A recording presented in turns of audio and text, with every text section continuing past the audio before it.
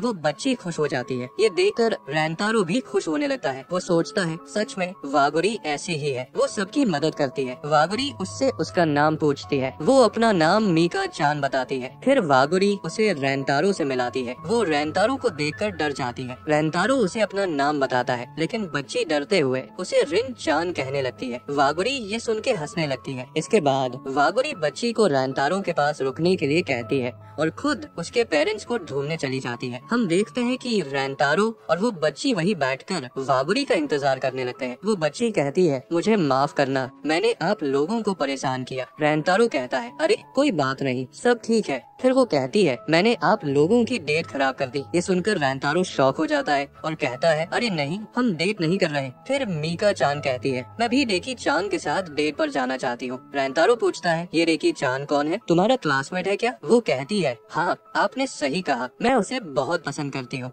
वो बहुत अमेजिंग है। वो हमारे किंडरगार्टन का सबसे तेज रनर है। वो मंकी बार पर भी लटकता है और बहुत खाना भी खाता है। मुझे तो भाई ऐसा लगता है वो वागुरी का कोई बिछड़ा हुआ छोटा भाई होगा। रेंतारो पूछता है तो क्या तुम उसे लाइक करते हो? वो कहती है हाँ, बहुत ज्यादा। जब वो स्माइल करता है तो मुझे बहुत खुशी होती है। देख रहे हो इस छोटी सी बच्ची को भी प्यार हो गया है और एक मैं हूँ जो अभी तक सिंगल है। रेंतारो फिर वागुरी के बारे में सोचने लगता है। वो भी उसे देखकर स्माइल करती है, तो क्या इसका मतलब वो भी मुझे लाइक करती है? तभी हम देखते हैं कि वागुरी मीका चान के पेरेंट्स को ले आती है। मीका चान अपने मम्मी पापा को देखकर रोने लगती है और भागकर अपनी मम्मी के गले लग जाती है। तभी उसका पापा दोनों का शुक्रिया करने लगता है। रेंतारो कहता है अरे कोई बात नहीं, मैं खुश हूँ कि हम मीका चान से मिले। उसके साथ बात करके बहुत मजा आया। वागुरी रेंतारो को देखकर स्माइल करने लगती है। इसके बाद वे लोग जाने वाले होते हैं। तभी मीका चान रेंतारो के कान में कुछ कहती है। वो कहती है मुझे लगता है रिन चान और वागुरी सान बहुत अच्छा कपल है। ये सुनकर रेंतारो शॉक हो जाता है। इसके बाद वो उन्हें बाय बोलकर वहाँ से चली जाती है। वागुरी कहती है अच्छा हुआ कि उसके पेरेंट्स मिल गए और अब डॉल्फिन शो भी खत्म हो गया है, तो हमें अब घर चलना चाहिए। रेंतारो कहता है अगर तुम्हारे पास टाइम है तो हम एक इवनिंग शो देख सकते हैं। वागुरी चलने के लिए तैयार हो जाती है। फिर वे दोनों शो देखने पहुंच जाते हैं, जहां वे डॉल्फिन शो देखते हैं। वागुरी उसे देखकर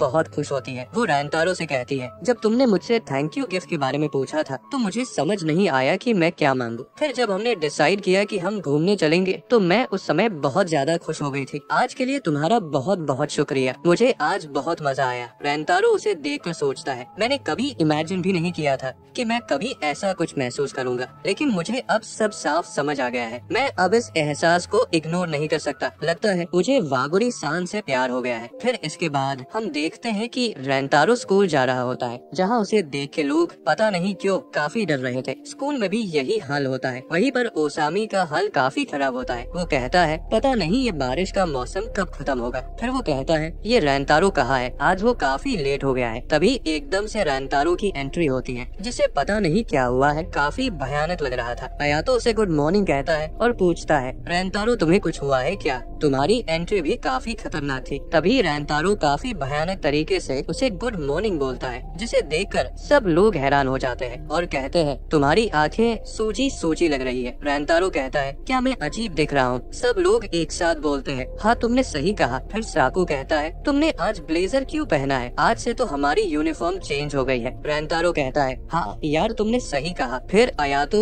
और ओसामी कियो हाई स्कूल की बातें करने लगते हैं कि उन लोगों की भी यूनिफॉर्म चेंज हो गई होगी। तभी अचानक रेंतारो अपनी बुक्स गिरा देता है, जिसे देखकर वो लोग फिर से हैरान हो जाते हैं। वो लोग कहते हैं लगता है आज पक्का रेंतारो को कुछ हुआ है। अयातो अपनी दोस्त की चिंता में कहता है क्या हमें उससे ये पूछना चाहिए? तभी साकू कहता है नहीं वो एकदम ठीक है, अगर उसे कुछ हुआ भी है तो वो हमें खुद बता देगा। इस बात पे दोनों अग्री करते हैं, लेकिन उनके चेहरों पर अपने दोस्त के लिए फिक्र साफ दिख रही थी। वही रेंतारो का दिल और दिमाग कल की उन बातों में उलझा हुआ था। वागुरी का चेहरा, उसकी मुस्कान, उसकी हर बात जैसे उसके दिल में गहरे उतर गई थी। वो ये सब सोच सोच कर परेशान हो रहा था। खिड़की की तरफ देखते हुए उसका मन बेचैन हो उठा। वो सोचता है पता नहीं इस टाइम पर वागुरी क्या कर रही होगी, क्या वो पढ़ रही होगी या सुबारू से बातें कर रही होगी। ये ख्याल उसे और बेचैन कर देता है। वो खुद से कहता है अरे नहीं, मैं फिर से वागुरी के बारे में सोचने लग गया। पता नहीं मुझे क्या हो रहा है, उसका चेहरा बार बार मेरे सामने क्यों आ रहा है। अब भाई उसको कौन समझाए कि उसे वागुरी से प्यार हो गया है। तभी ओसामी रैंतारो से कहता है, क्या तुम सैटरडे को फ्री हो? रैंतारो पूछता है, क्यों, तुम्हें कुछ काम है क्या? ओसामी कहता है, असल में हम सब लोग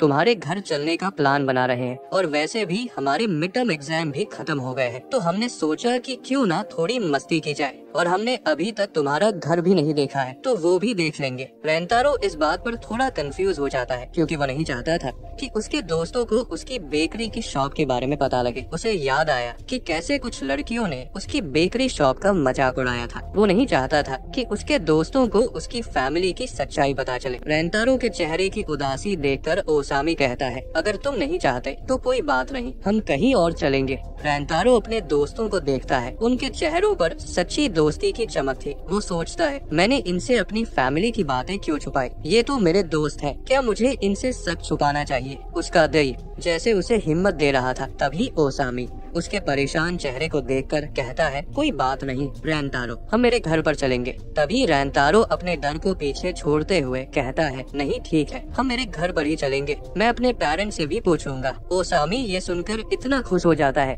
कि उसकी आंखें चमक उठती है। फिर इसके बाद हम देखते हैं कि वो सब लोग रैंतारो के घर पे आ जाते हैं और वो लोग वहाँ इतने केक्स देखकर थोड़ा हैरान होने लगते हैं और कहते हैं, क्या तुम्हारी फैमिली ये शॉप चलाती है? रैंतारो झिझकते हुए कहता है, हाँ तुमने सही कहा, ये हमारी शॉप है। ओसामी तो भाई ये जानकर काफी खुश हो जाता है और कहता है, तुमने ये बात हमसे पहले क्यों नहीं बताई? अयातो भी कहता है, सच में रैंतारो, ये कितना कूल है कि तुम्हारी केक शॉप है। वो सब लोग तो उन केक्स को देखकर काफी एक्साइटेड होने लगते हैं। वही रैंतारो उन्हें देख के सोचता है, सच में मैं काफी बेवकूफ हूँ जो उस लड़की की बातों से परेशान हो रहा था। मुझे पता था कि ये लोग मेरा मजाक नहीं बनाएंगे, पता नहीं मैं क्यों इतना घबरा रहा था। तभी उसकी मम्मी वहाँ आ जाती है। वो कहती है, अच्छा तो तुम लोग रैंतारो के दोस्त हो। वो उन लोगों का वेलकम करती है। तीनों उन्हें अपना अपना नाम बताते हैं। वही रैंतारो ये सब देख के थोड़ा शॉक में होता है। तभी साकू रैंतारो की मम्मी को कुछ देने लगता है और कहता है, हमें यहाँ आने देने के लिए आपका बहुत बहुत शुक्रिया। उसकी मम्मी कहती है, अरे इसकी क्या जरूरत थी, और थोड़ा मुस्कुराने लगती है। रैंतारो अपनी मम्मी को ऐसे मुस्कुराते देख सोचता है, सच में मम्मी आज बहुत खुश लग रही है। तभी उसकी मम्मी उसे अपने दोस्तों को अंदर ले जाने के लिए बोलती है। फिर रैंतारो उन्हें अपने साथ ले जाता है। इसके बाद रैंतारो की मम्मी अपने स्टाफ को बोलती है कि अभी मैं घर जा रही हूँ। उनमें से एक बोलती है, आज कुछ हुआ है क्या?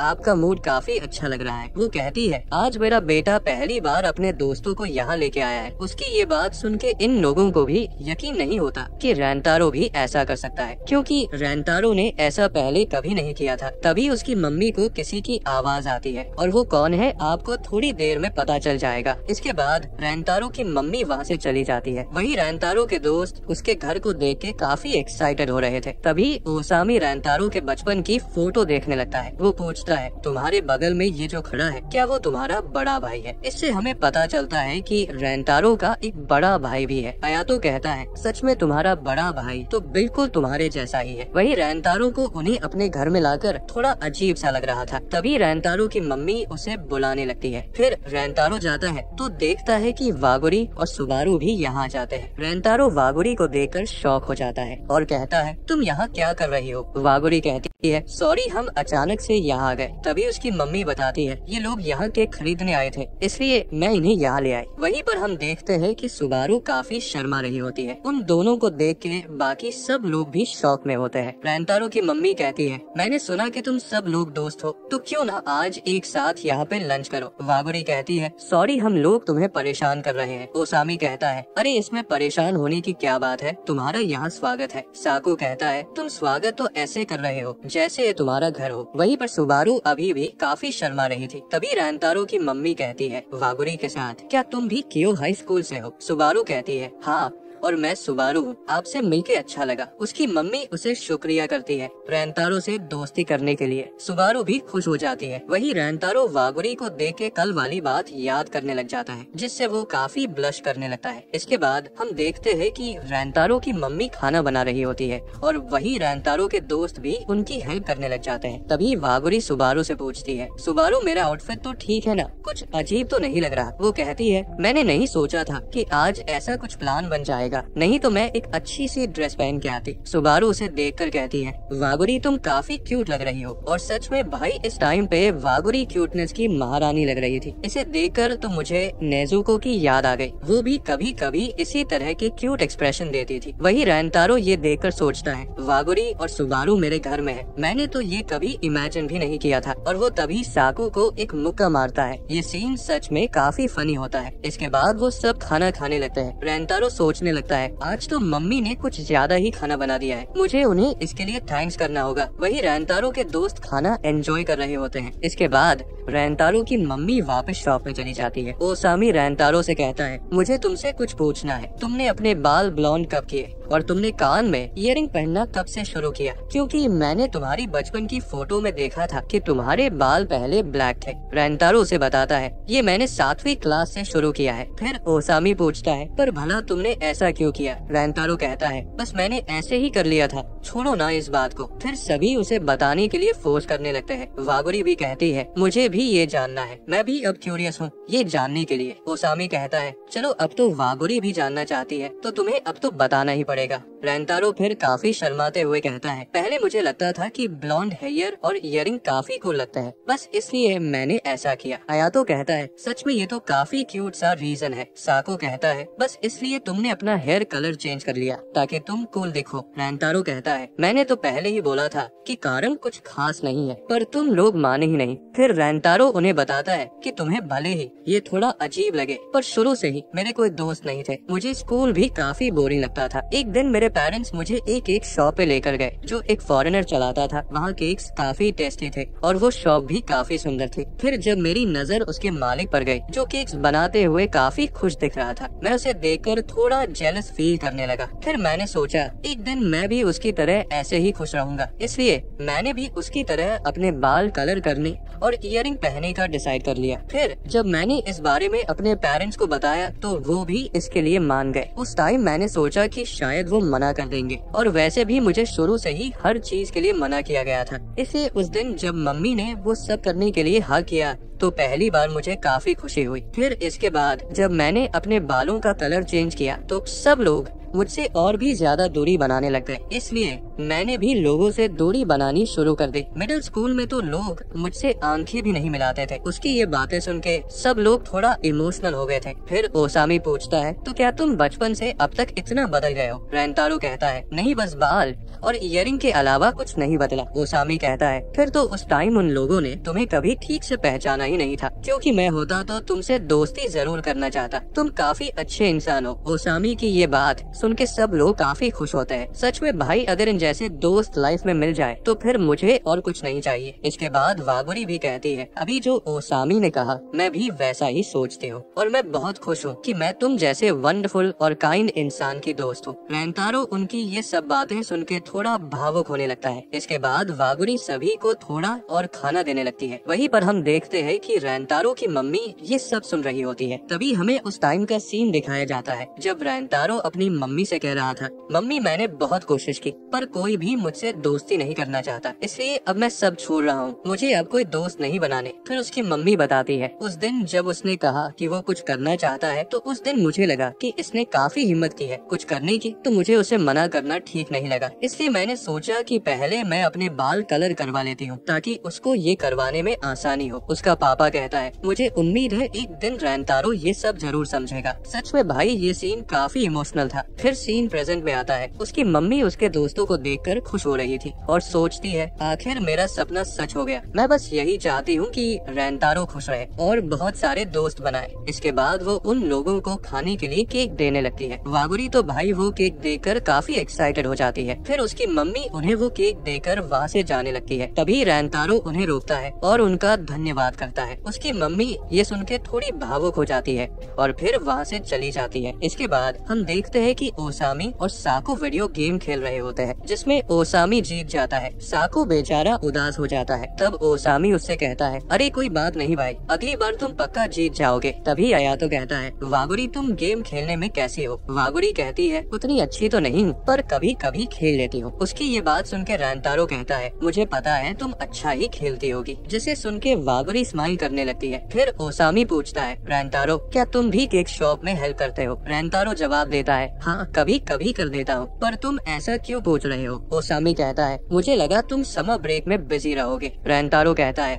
नहीं, वैसे इतना बिजी भी नहीं रहूंगा। ये सुन के ओसामी खुश होते हुए कहता है, तो क्यों ना हम कहीं घूमने चले। तब अयातो कहता है, वैसे रेंतारो तुम कहाँ जाना चाहते हो? रेंतारो कहता है, मैं बीच पर फायरवर्क्स देखना चाहता हूँ। ओसामी एक्साइटेड होते हुए कहता है, ये तो काफी अच्छा प्लान है। फिर वो वागुरी से पूछता है, क्या तुम भी आना चाहोगी? वागुरी खुश होते हुए कहती है, सच में? क्या ऐसा हो सकता है? मतलब हम भी साथ चल सकते हैं। फिर वो सुबारू से भी चलने के लिए बोलती है। सुबारू कहती है, हम मजा तो आएगा, बट समर ब्रेक से पहले हमारी एग्जाम भी तो है, उसकी पढ़ाई भी तो करनी है। और भाई एग्जाम वाली बात सुन के बाकी लोगों की एक्साइटमेंट वही खत्म हो जाती है। ओसामी सिर पकड़ते हुए कहता है, मेरा तो सारा मूड खराब हो गया। फिर वो इस उम्मीद में कि साकू पहले की तरह उसे पढ़ा देगा उसकी तरफ देखता है, बट साकू वही उसे मना कर देता है कि उसे पढ़ाना मेरे बस की बात नहीं है। तभी वागुरी एक्साइटेड होते हुए कहती है, क्यों ना हम ग्रुप स्टडी करें। और ये सुन के सब लोग शॉक हो जाते हैं। वही वागुरी उन्हें देखकर मुस्कुराने लगती है। फिर इसके बाद वो सब लोग एक रेस्टोरेंट में आते हैं, जहाँ वो सभी पहले अपने लिए खाना ऑर्डर करने लगते हैं। ओसामी वहाँ काफी उतावला हो रहा था। साकू कहता है, आज तुम इतना लेट क्यों हो गए? जिस पर ओसामी उससे माफी मांगता है। फिर वो उन दोनों से पूछता है, आप लोग क्या ऑर्डर कर रहे हो? सुबारू काफी शर्माते हुए कहती है, मैं सैंडविच ऑर्डर करूंगी। वही वागुरी काफी कंफ्यूज होती है कि वो क्या ऑर्डर करे। वो रेंतारो से पूछने लगती है। फिर इसके बाद वो दोनों पास्ता खाने का डिसाइड करते हैं। रेंतारो के दोस्त उसे देखकर काफी खुश हो रहे होते हैं। फिर तभी ओसामी एक्साइटेड होते हुए कहता है, आज हम जम के खाना खाएंगे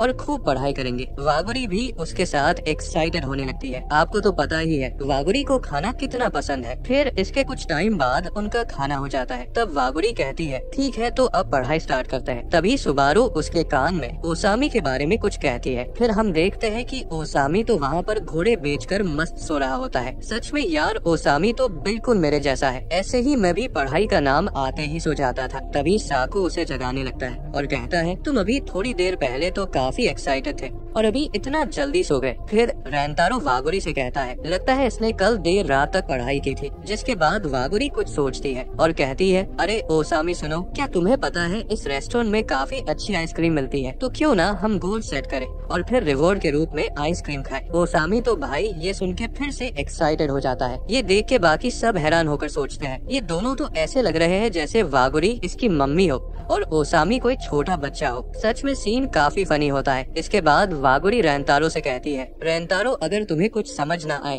तो तुम बस मुझसे बोल देना। जिसके बाद रेंतारो उसे थैंक्स करता है और कहता है, लेकिन मैं इसे पहले खुद से ही ट्राई करना चाहता हूँ। मतलब अगर कुछ समझ नहीं आया तो मैं तुमसे पूछ लूंगा। ये सुन के वागुरी खुश हो जाती है। तभी अयातो कहता है, इससे पहले रेंतारो स्कूल में भी लंच टाइम में काफी पढ़ाई कर रहा था। जिस पर रेंतारो शर्माते हुए कहता है, प्लीज वो सब यहाँ मत बताओ। फिर वो वागुरी की तरफ देखता है जो बस उसे ही देखे जा रही थी। फिर वो कहता है, मैं बहुत खुश हूँ कि तुम मेरी पढ़ाई में हेल्प कर रही हो, बट मुझे काफी बुरा लगता है जब मैं हर बात पर तुम लोगों पर निर्भर होता हूँ। वैसे भी अब मैं पहले जैसा था वैसा नहीं रहना चाहता। फिर वो कहता है, अगर मुझे कुछ समझ नहीं आया तो मैं पक्का तुमसे पूछ लूंगा। ये सुन के वागुरी काफी खुश होकर कहती है, हाँ तुम ऐसा कर सकते हो, मुझे कोई दिक्कत नहीं है। इसके बाद हम देखते हैं कि ओसामी लगातार सुबारू की तरफ देखे जा रहा था। सुबारू पूछती है, तुम्हें कुछ हुआ है क्या? ओसामी कहता है, ये इतनी मोटी चीज क्या है? सुबारू कहती है, ये बस मेरी एक नोटबुक है। जिसके बाद ओसामी कहता है, तुम्हारे स्कूल वाले इतनी मोटी बुक देते हैं और एक हमारी नोटबुक है जो एकदम पतली है। अब भाई ऐसा तो होना ही था, आखिर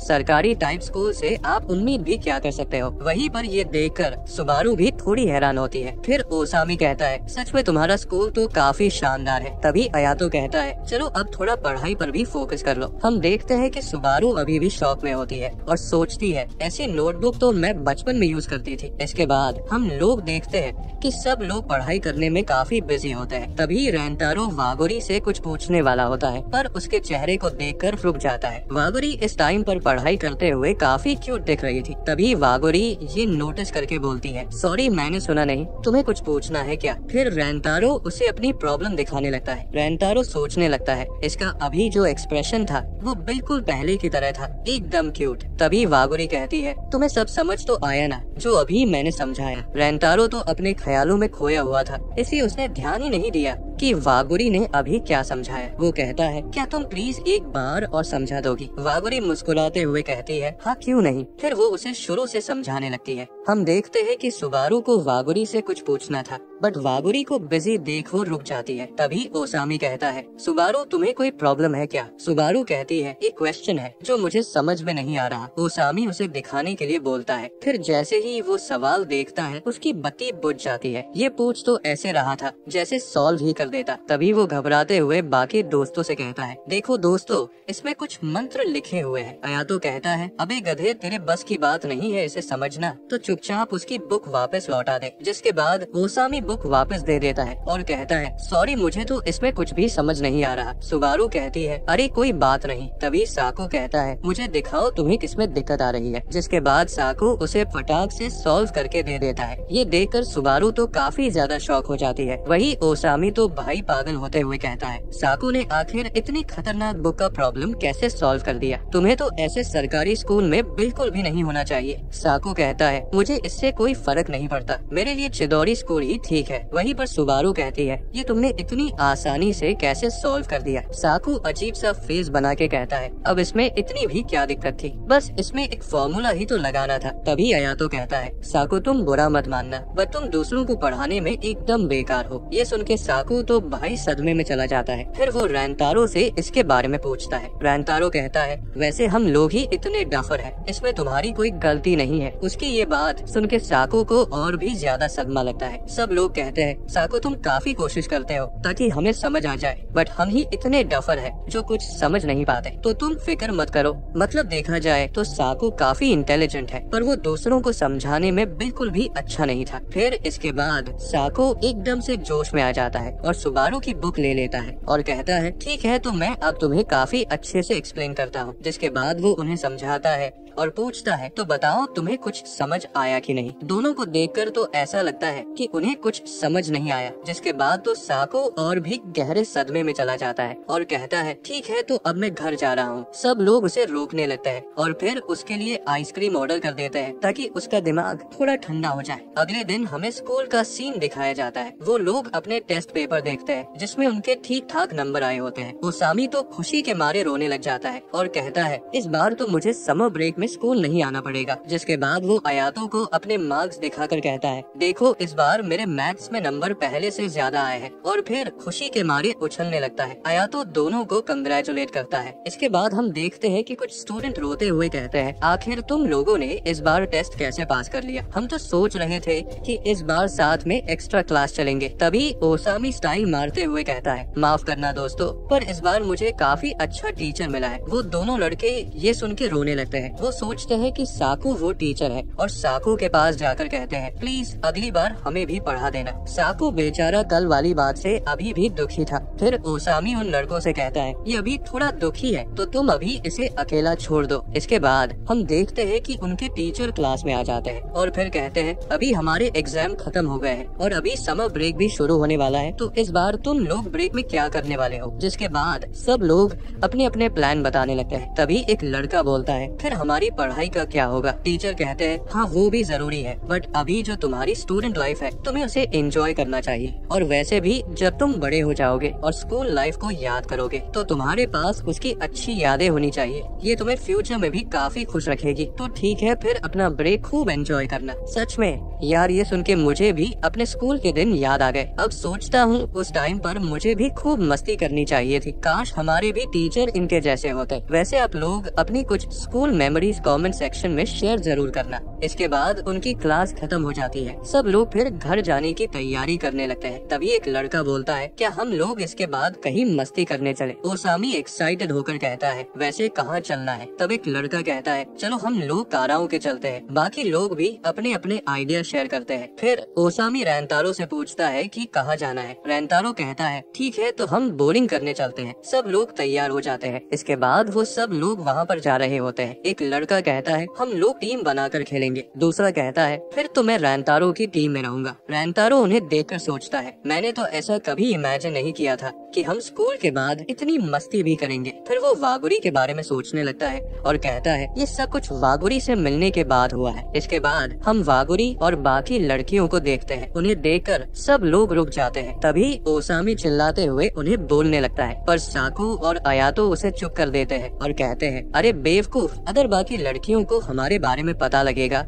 तो उनके लिए प्रॉब्लम खड़ी हो सकती है। ओसामी फिर मान जाता है और उन्हें सॉरी बोलता है। वही बाकी लोग कहते हैं ये तो वही लड़की है ना जो उस दिन गेट के बाहर खड़ी थी। ये सुन के तीनों थोड़ा घबरा जाते हैं। वही रेंतारो लगातार वागुरी को ही देखे जा रहा होता है। ओसामी उसे देखकर कहता है तुम कहाँ खो गए? चलो सब लोग बहुत आगे निकल गए हैं। फिर आगे चलते हुए ओसामी रेंतारो से पूछता है रेंतारो क्या तुम वागुरी को डेट कर रहे हो? उसकी ये बात सुन के सब हैरान हो जाते हैं। रेंतारो भी घबराते हुए कहता है नहीं ऐसी कोई बात नहीं है। ओसामी कहता है पर तुम वागुरी को पसंद तो करते हो, क्यों मैंने सही कहा ना? रेंतारो कहता है तुम्हें ऐसा क्यों लगता है? मैंने तो ये कभी नहीं बोला। ओसामी कहता है मेरे अलावा साको और अयातो को भी यही लगता है। ये सुन के रेंतारो शर्म के मारे लाल हो जाता है। साको और अयातो कहने लगते हैं इसे लग रहा था कि हमने कुछ नोटिस नहीं किया। सच में रेंतारो एकदम इनोसेंट है। तभी बाकी लोग उन्हें बुलाने लगते हैं। ओसामी कहता है रेंतारो अगर तुम्हें हमारी कोई मदद चाहिए हो तो हमें बता देना। तभी साको उसे खींचकर वहाँ से ले जाने लगता है। अयातो कहता है रेंतारो तुम फिक्र मत करो,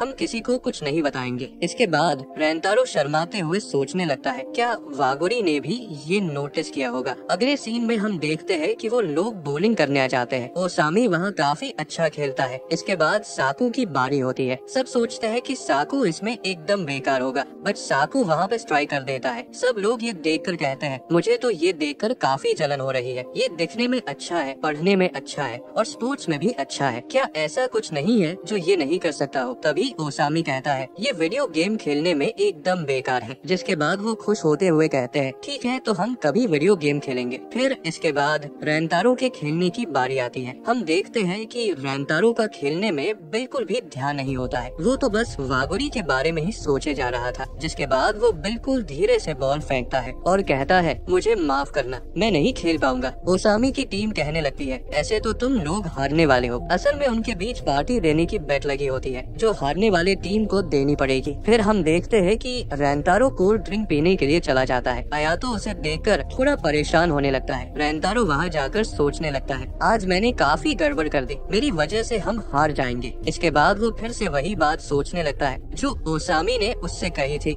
फिर वो कहता है वैसे भी ये जरूरी नहीं है कि हम डेट करें, मेरे लिए तो वागुरी की स्माइल ही काफी है। सच में भाई इनका लव एंगल तो काफी सीरियस होता जा रहा है। तभी वहाँ अयातो आ जाता है। वो भी अपने लिए थोड़ी कोल्ड ड्रिंक लेता है। रेंतारो उससे आज के लिए माफी मांगता है। अयातो कहता है कोई बात नहीं, मुझे पता है कि तुम ओसामी की बात से परेशान हो, उसने कहा था कि तुम लोग डेट कर रहे हो। ये सुन के रेंतारो को एकदम से खांसी चलने लगती है। अयातो कहता है तुम्हें थोड़ा आराम से पीना चाहिए। फिर वो कहता है ओसामी ने वो बात बस ऐसे ही बोल दी थी, इसलिए तुम उसे सीरियस मत लो। तब रेंतारो उससे पूछता है अयातो तुम्हें क्या लगता है डेट का क्या मतलब होता है? अयातो कहता है अब मुझे इसके बारे में भला क्या पता होगा, मैंने कौन सा किसी को डेट किया है। और वैसे भी तुम ये बात क्लास में किसी से मत पूछना, नहीं तो वो सब लोग तुम्हारी इंक्वायरी लेना शुरू कर देंगे। और किसी भी सिंगल लड़के से डेट के बारे में भी मत पूछना, वो भी मेरी तरह ही जवाब देगा। फिर वो कहता है मुझे ज्यादा आइडिया तो नहीं है, बट डेटिंग का मतलब है जब तुम्हें कोई पसंद आ जाए और तुम उसके साथ टाइम स्पेंड करने लग जाओ। फिर इसके बाद वो कहता है आज जब तुमने पहली बार मुझसे एडवाइस ली तो मुझे थोड़ा सरप्राइज फील हुआ। इसके बाद रेंतारो कहता है क्या सच में तुम लोग बिना कहे मेरी फीलिंग्स समझ लेते हो? अयातो जवाब देता है हाँ तुमने सही कहा और मैं इस बात से बहुत खुश हूँ कि तुम हमारे साथ अपने इमोशन शेयर करते हो। पहले तो तुम उन्हें अपने अंदर ही दबा लेते थे, पर फिर तुमने हमारे साथ अपना पास्ट शेयर भी किया। ये बताता है कि तुम हम पर ट्रस्ट करते हो। रेंतारो सीरियस होकर कहता है मैं तुम लोगों पर बहुत ट्रस्ट करता हूँ। फिर उसे महसूस होता है कि उसने कुछ ज्यादा ही बोल दिया। फिर इसके बाद अयातो कहता है अगर तुम्हें वागुरी को लेकर कुछ भी फीलिंग्स है तो मैं तुम्हें जरूर सपोर्ट करूंगा। ये सुन के रेंतारो खुश होकर कहता है तुम्हारा शुक्रिया, अब मुझे थोड़ा बेटर फील हो रहा है। तभी एक लड़का उन दोनों को बुलाने लगता है। इसके बाद रेंतारो दूसरी टीम का स्कोर देखकर थोड़ा परेशान होने लगता है। तभी अयातो कहता है ओसामी ने जो भी आज बकवास की है चलो उसका बदला लेते हैं, हम उसे हरा के सबक सिखाएंगे। तो बताओ तुम्हें क्या लगता है। रेंतारो भी एक्साइटेड होकर कहता है चलो तो फिर ऐसा ही करते हैं। इसके बाद हमें रेंतारो के घर का सीन दिखाया जाता है। रेंतारो नहा कर आता है तो देखता है कि उसके फोन में काफी सारे मैसेज आ रहे थे, जहाँ आयातो ओसामी के काफी मजे ले रहा होता है क्योंकि वो लोग उसे हरा देते हैं। फिर तभी आयातो समर ब्रेक के प्लान के बारे में पूछता है। रेंतारो सोचता है इस बार समर ब्रेक हो भी वागोरी के साथ, सच में काफी मजा आएगा। फिर वो कहता है उसने मुझे पढ़ाया था तो मुझे उसे थैंक्स तो बोलना ही है। फिर वो अपना फोन देखने लगता है जिसमें सुबारू का मैसेज आया होता है, जिसे देखकर वो थोड़ा शॉक हो जाता है। सुबारू ने मैसेज में बताया होता है कि इस 22 तारीख को वागोरी का बर्थडे है और इसी सरप्राइज के साथ ये एपिसोड यहीं पर खत्म हो जाता है। इस बार आगे क्या होने वाला है उसके लिए मैं तो भाई काफी एक्साइटेड हूँ। ठीक है तो फिर मिलते हैं अगले एपिसोड में, तब तक के लिए गुड बाय।